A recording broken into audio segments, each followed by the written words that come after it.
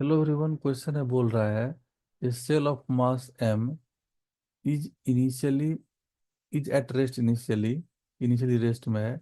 It explodes into three fragment having mass in the ratio 2:1।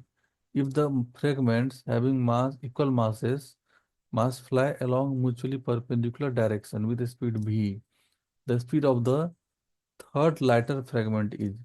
तो देखिए मास m जो है वो रेशियो किस रेशियो में डिवाइड हुआ है, 2:1 में। तो हम लोग मास को एज्यूम कर सकते हैं 2m0, 2m0 और m0। ये हम लोग का मास का सपोज हम लोग रेशियो एज्यूम कर लिए।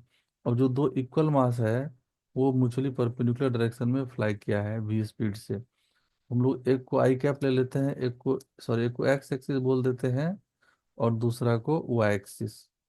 तो एक जो है पार्टिकल इक्वल मास का, तो इसका मोमेंटम कितना हो जाएगा, यहाँ पर P1 बोल देते हैं हम लोग यहाँ पर 2m0 × v I cap, because x axis के लॉन्ग दूसरा सेम मास जो है 2m0 वाला स्पीड v से जे कैप वाई डायरेक्शन के अलॉन्ग फ्लाई किया है, जे कैप हो गया। और हम लोग को थर्ड मास जो होगा वो क्या होगा कि इस दोनों के रिजल्टेंट मोमेंटम जो होगा उसके अपोजिट में फ्लाई करेगा, याद रखिएगा, क्योंकि सिस्टम इनिशियली रेस्ट में है तो मोमेंटम कंजर्व रहेगा। इस दोनों का रिजल्टेंट मोमेंटम हम लोग यहाँ पर से टी आर फाइंड कर लेंगे और उसको इक्वल कर लेंगे हम लोग m0 × वेलोसिटी एज्यूम कर लिए v1 से फ्लाई किया वो लाइटर मास। तो जो रिजल्टेंट होगा उसके अपोजिट में आएगा, तो रिजल्टेंट मोमेंटम जो होगा उसके इक्वल हो जाएगा लाइटर सेगमेंट का मोमेंटम। तो अब रिजल्टेंट मोमेंटम क्या हो जाएगा, यहाँ पर हम लोग देख सकते हैं ये जो है दो मोमेंटम म्यूचुअली परपेंडिकुलर डायरेक्शन में है, उसका रिजल्टेंट है ये। तो 2m0 v का स्क्वायर प्लस 2m0 v का स्क्वायर, तो ये हम लोग का हो जाएगा 2√2m0 v। ये हम लोग का आ जाएगा रिजल्टेंट मोमेंटम। अब हम लोग का इसका मोमेंटम इसको कैंसिल करेगा, इसके इक्वल हो जाएगा, क्योंकि सिस्टम में नेट इनिशियल मोमेंटम जीरो था तो फाइनल भी जीरो हो गया।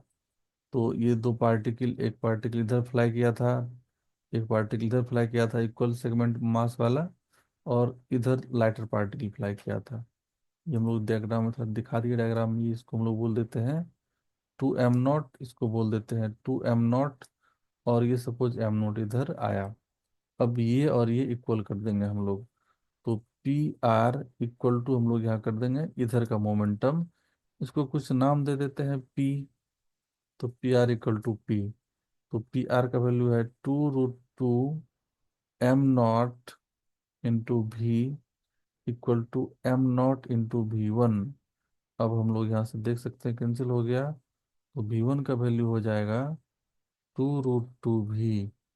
तो इसका सही आंसर हो जाएगा ऑप्शन 3। आई होप ये सबको समझ में आया होगा।